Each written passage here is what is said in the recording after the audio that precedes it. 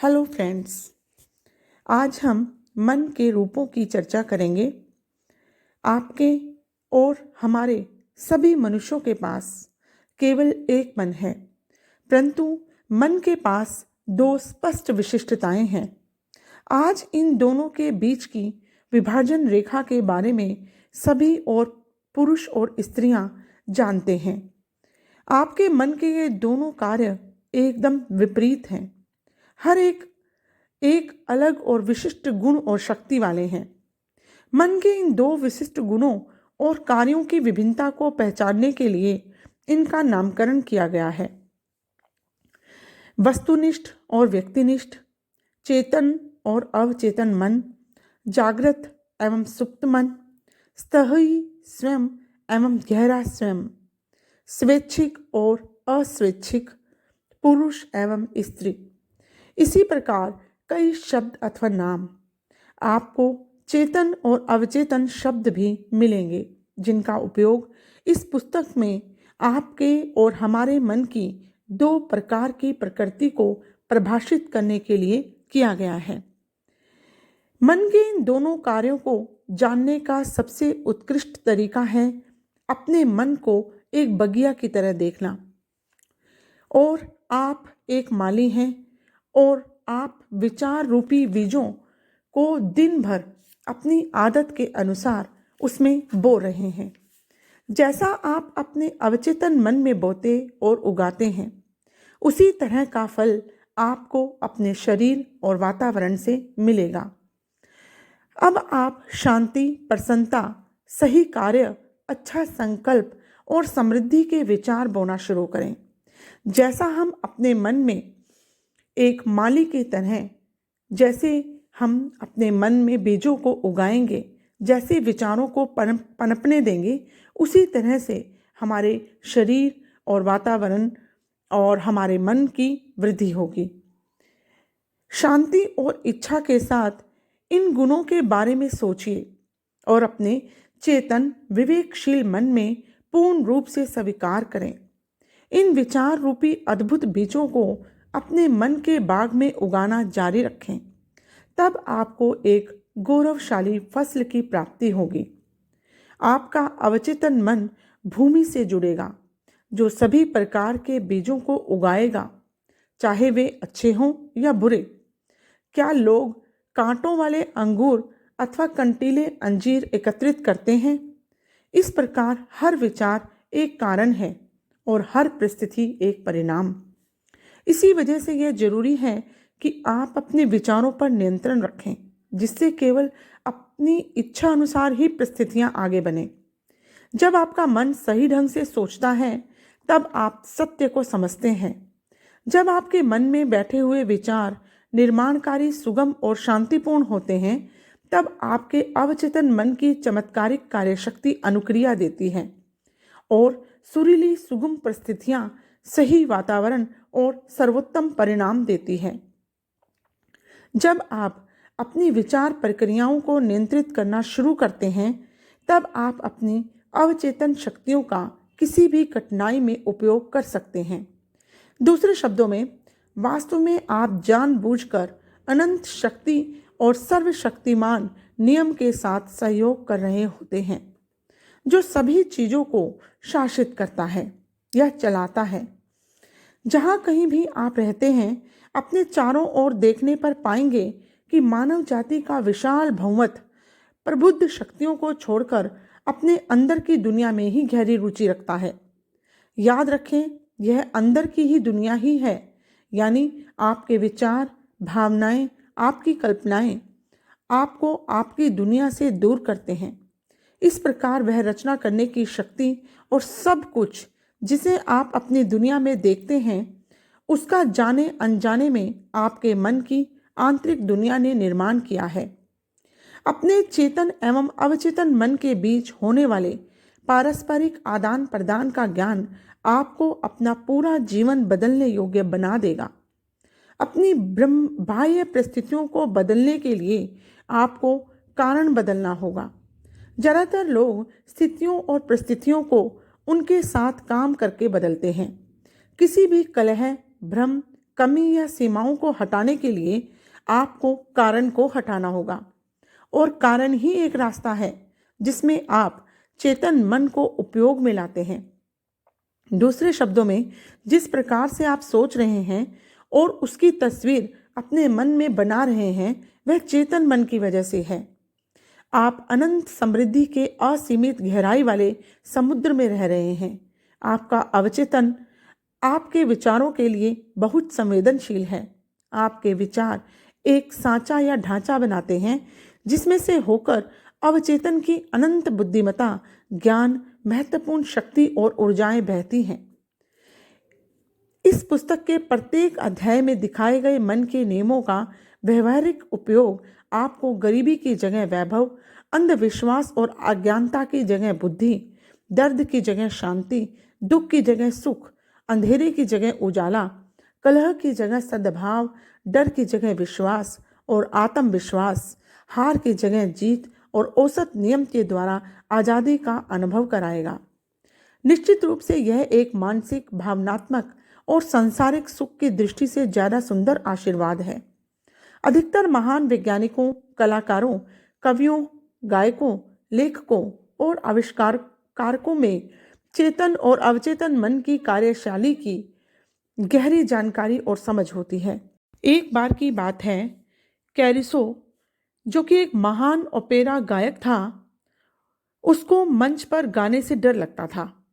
उसने बताया कि अधिक डर की वजह से उसके गले की पेशियां जम गई हैं और चेहरे से पसीना बहने लगता है।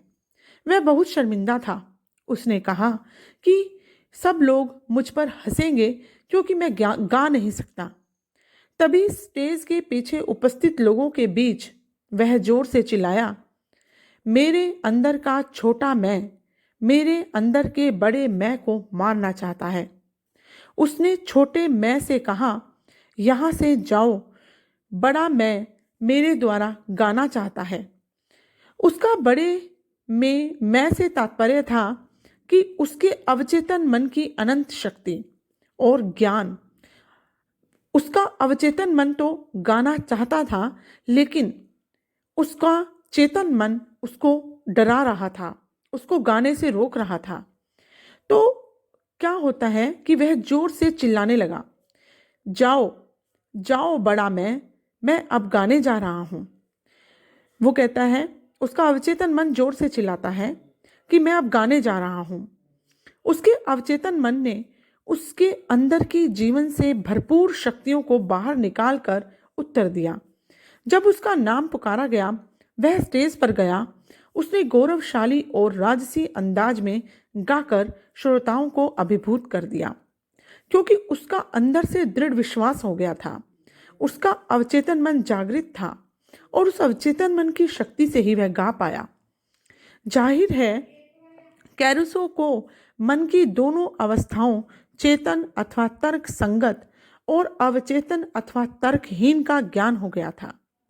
आपका अवचेतन प्रक्रिया देने वाला है और आपके विचारों की प्रकृति पर प्रतिक्रिया देता है।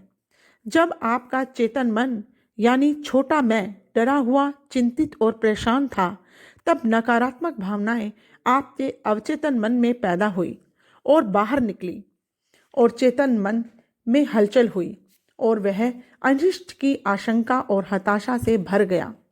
जब ऐसा होता है, तब कैरुसो की तरह एक सकारात्मक और ठोस अधिकार के साथ अपने मन के अंदर उत्पन्न तर्कहीन भावनाओं को इस तरह से आज्ञा दें, हिलो मत, चुप हो जाओ, यहाँ मेरा नियंत्रण है, तुम्हें मेरी आज्ञा माननी होगी, तुम मेरी आज्ञा के गुलाम हो।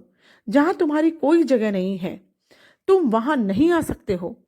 यह देखना बहुत दिलचस्प और आकर्षक है कि कैसे आप अधिकार और दृढ़ विश्वास के साथ अपने अंदर चल रही तर्कहीन हलचलों से बात करके अपने मन में चुप्पी, सद्भाव और शांति ला सकते हैं। अवचेतन मन और चेतन मन के अधीन है। अवचेतन मन जो है वह चेतन मन के अधीन है।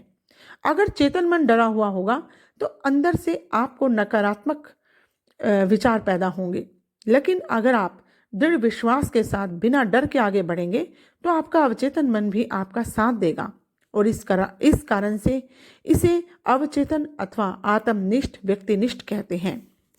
मान लीजिए चेतन मन जहाज के पुल पर खड़ा दिशा निर्देशक या कप्तान है। वह जहाज को दिशा देता है और इंजन रूम के कर्मियों को संकेतों से आदेश देता है जो सभी व्हीलरों, उपकरणों और पैमाने को नियंत्रित करते हैं। इंजन रूम के लोगों को पता नहीं कि वे कहाँ जा रहे हैं, वे केवल उसके आदेश का पालन करते हैं। वे किसी चट्टान पर चले जाएंगे यदि पुल वाला व्यक्ति अपने कंपास, सेक्सटेंट अथवा किसी अन्य उपकरण के आधार पर उन्हें गलत त्रुटि वाले निर्देश दे। इंजन रूम के व्यक्ति केवल उसकी आज्ञा का पालन करते हैं क्योंकि वह वहाँ का प्रभारी है और जो केवल आदेश देता है जिन्हें स्वभावतः पूरा किया जाता है। जहाज के व्यक्ति कप्तान को पलटकर जवाब नहीं देते, केवल वे आदेश का पालन करते हैं। कप्तान जहाज का मालिक है और उसके आदेशों का पालन होता है। इसी प्रकार से आपका चेतन मन कप्तान और आपके जहाज का मालिक है जो आपके शरीर, आपके माहौल और आपके सभी कामों का नियंत्रक है। आपका अवचेतन मन केवल आपके दिए गए आदेशों को ग्रहण करता है। चेतन मन उस पर विश्वास करके और उसे सच समझकर आपको करने को कहता है। जब आप बार बार लोगों को कहते हैं कि मैं इसकी सामर्थ्य नहीं रखता, तब आपका अवचेतन मन आपकी बात को स्वीकार करता है और यह सुनिश्चित कर लेता है कि आप उसे खरीदने की स्थिति में नहीं रहे जिसे आप खरीदना चाहते हैं। जब तक आप ऐसा कहते रहेंगे, मैं वह गाड़ी, यूरोप की यात्रा, वह घर, वह फर कोट अथवा एनमीनक शॉल नहीं खरीद सकता, आप निश्चिंत रहिए, आपका अवचेतन मन आपके आदेश को स्वीकार करेगा और आप जीवन भर इन सब चीज़ों से वंचित रहेंगे। पिछली क्रिसमस की शाम को एक विश्वविद्यालय की सुंदर जवान छात्रा ने एक दुकान की खिड़की में एक महंगा यात्री बैग देखा। वह छुट्टियों के लिए न्यूयॉर्क के बफेलो शहर जा रही थी। वह कहने ही वाली थी कि मैं यह बैग नहीं खरीद सकूंगी। उसे किसी व्याख्यान में मेरी कही हुई बात याद आ गई जो थी कि कभी भी नकारात्मक बात न कहें, उसे तुरंत सकारात्मक बनाएं और आपके जीवन में चमत्कार होने लगेंगे। यानी कि कोई भी ऐसा आप अपने मन में बिल्कुल भी न लाएं कि यह मैं नहीं कर सकता। अगर आप ऐसा बार बार कहेंगे कि मैं ये नहीं कर सकता, मुझसे नहीं होता, मैं नहीं खरीद सकता, तो आपका अवचेतन मन तक यही सिग्नल पहुंचेंगे और आप वो चीज़ नहीं कर पाएंगे। लेकिन अगर आप अवचेतन मन तक यह सिग्नल पहुंचाएंगे कि हम सब कुछ करने काबिल हैं, हम अधिक से अधिक मेहनत करने योग्य हैं और अधिक से अधिक पैसा कमाने योग्य हैं और अपनी सभी इच्छाओं को पूरा करने के योग्य हैं, तो हाँ, आपके अवचेतन मन तक भी यही सिग्नल पहुंचेंगे।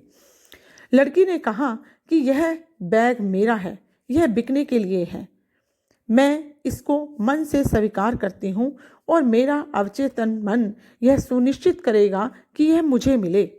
शाम के 8 बजे उसके मंगेतर ने उसे हूबहू वैसा ही बैग दे दिया जैसा उसने देखा और मन ही मन उससे उस सुबह 10 बजे ही जुड़ गई थी। मतलब जैसा बैग उसने देखा था, सोचा था कि मैं ये खरीद लूँगी और यह मेरा ही है। तभी शाम को उसको एक गिफ्ट के रूप में उसके मंगेतर ने एक बैग दे दिया। वो बिल्कुल वैसा ही था जैसा कि उसने सुबह 10 बजे एक शॉप पर वह बैग देखा था और वह सुबह 10 बजे ही जुड़ गई थी। उसने अपने मन को उम्मीदों वाले विचारों से भर दिया था और इन सभी को मन की गहराइयों तक ले गई थी जो कैसे करे में पारंगत है। यह लड़की जो सदर्न कैलिफोर्निया विश्वविद्यालय की छात्रा है, उसने मुझे कहा कि मेरे पास उस बैग को खरीदने के लिए पैसे नहीं थे, लेकिन अब मुझे पता है कि धन और वे सब चीज़ें जिनकी मुझे ज़रूरत है वे कहाँ से मिलेंगी। यह सब शाश्वत खजाना मेरे अंदर ही है। एक अन्य सरल उदाहरण जब आप कहते हैं कि मुझे मशरूम पसंद नहीं है, तब ऐसा अवसर आता है कि आपको मशरूम सॉस या सलाद के साथ मिलते हैं। आपको अपच हो जाएगा, क्योंकि आपका अवचेतन मन आपको कहता है कि आपके मालिक यानी चेतन मन को मशरूम पसंद नहीं है। यह आपके चेतन और अवचेतन मन के बीच होने वाले मतभेदों का एक रोचक उदाहरण है। एक स्त्री कह सकती है, यदि मैं कॉफ़ी पीती हूँ तो मैं 3 बजे उठ जाती हूँ। तभी वह कॉफ़ी पीती है।